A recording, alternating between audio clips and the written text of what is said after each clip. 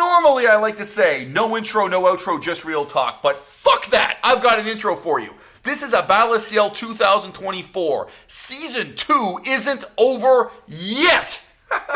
Melissa and I are trying to take on a brand new perspective and brand new direction. And one subtle indication of that is that this video is filmed on a brand new phone.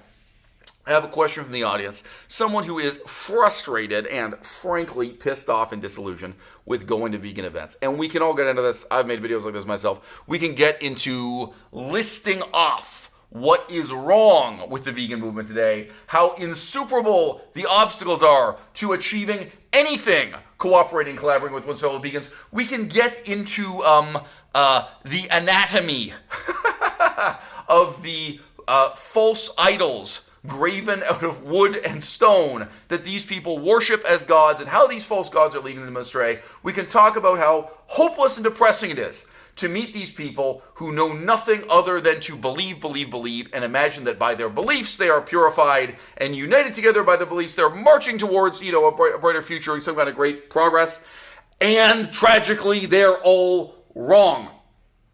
But in this video, to give a short answer to a rather long and convoluted and over-English question, I am instead going to talk about the exact opposite.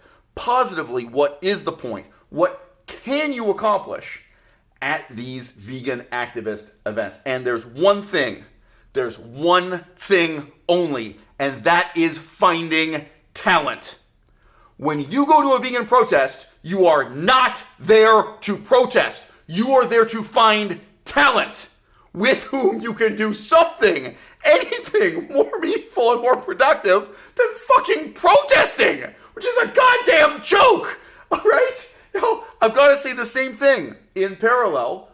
Why do I go to stand-up comedy events? Stand-up comedy is doomed in the same sense that there's like a set of assumptions baked into the vegan movement, deeply embedded in the structure of the vegan movement in such a way that it's inextricable, and the whole vegan movement is broken and inoperable and can't possibly move forward. In the same way, stand-up comedy is broken, including, most obviously, economically. Nobody can make any money out of it anymore. Nobody can pay their rent anymore. The comedy clubs can't afford to pay a comedian to fly in and out from New York and have 3 nights in a hotel, let alone give the comedian money that he can then pay his or her rent with when they go back to New York. Stand-up comedy is broken.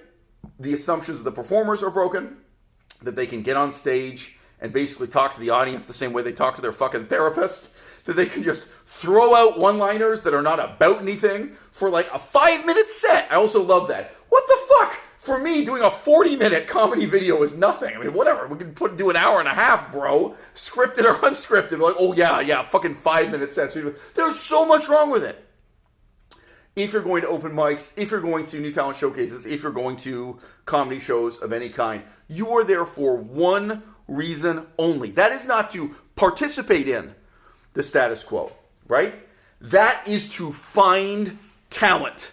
That is to find other talented people whom you can work with in order to challenge and change the status quo. No more, no less. Don't get it twisted. Don't kid yourself. Veganism is itself a kind of dissident movement, but your status is going to be a dissident within that dissident movement. In the same sense, like comedy, in large part but not entirely, it expresses dissent. It challenges the status quo. But I'm showing up in a comedy club. I'm operating within comedy. Okay, let's use a pretentious piece of jargon as a meta-dissident, right? I am dissenting against the dissenters. I am looking for people who can work with me to do something genuinely new and different and press into the unknown. So, one of the thought-terminating cliches people will confront you with when you're at vegan protest events, and they may do this at a stand-up comedy club too, for that matter, they're going to say, well, what solutions do you have to offer? What solutions do you have to offer? Now, look, I have all kinds of answers to that. I've already published a book on the subject. I've recorded more than 1,000 YouTube videos on the subject. I am in a position to give a convincing answer. You probably aren't, or you aren't yet. But the truth is, if you really want to be honest with people, right?